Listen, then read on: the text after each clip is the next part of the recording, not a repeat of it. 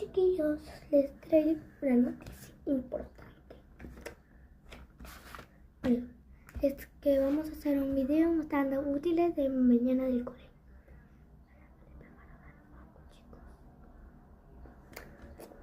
Ya, pero ahí solo lo tienen que responder mis compañeros de clase. Por si es verdad o si no, que me contaron. Y por cierto, ayer le salió la bicicleterina. Ayer de que le salió la bicicleterina, a mi hermana le salió Cami. Cristóbal Durán, Vicente Alegría, Bastián Fuenteverde. Escuchen bien, ya vamos a hacer un video largo. Lo subo hoy día. Lo subo hoy. Y se tratará de útiles escolares. Prepárense, lo subo ahora.